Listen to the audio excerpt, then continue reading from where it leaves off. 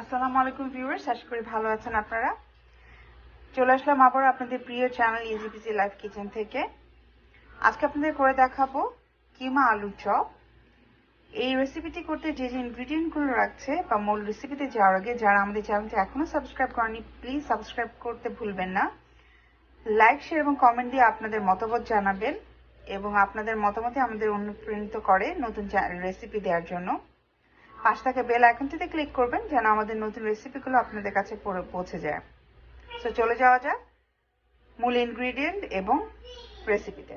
আলু চপ করতে আমাদের যে যে ইনগ্রিডিয়েন্টগুলো লাগছে: আলু, লবণ, গোলমরিচ, বিট লবণ, শুকনো মরিচের গুঁড়া, ডিম এবং কোট করার জন্য ব্রেড ক্রাম্বস, এবং আমরা চিকেনের কিমা ইউজ করবো। এতে ম্যাশ করে নিয়েছি। বেশ মেকশিওর করতে হবে যেন কোনো লাম না থাকে। সুন্দর করে ম্যাশ না হলে আলুর চপটা খেতে মজা লাগবে না। আলুর সাথে মেশানোর জন্য এখন আমরা পেঁয়াজ এবং লাল মরিচটাকে একটু ভেজে নেব।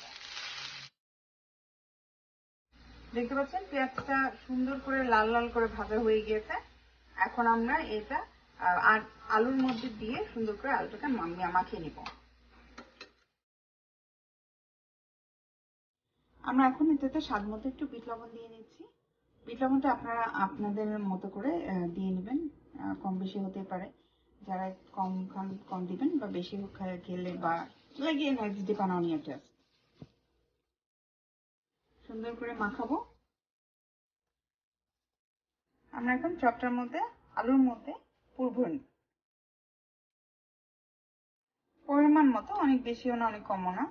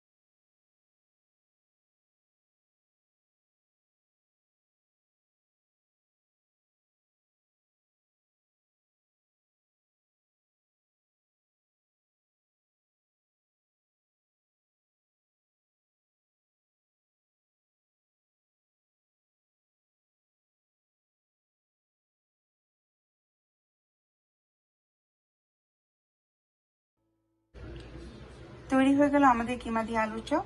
অবশ্যই আপনারা ট্রাই করবেন বাসায়, জানাবেন আমাদেরকে কেমন হলো। নেক্সট ভিডিও আসা পর্যন্ত নিজেরা ভালো থাকবেন, সুস্থ থাকবেন, আমাদের সাথেই থাকবেন। Take care.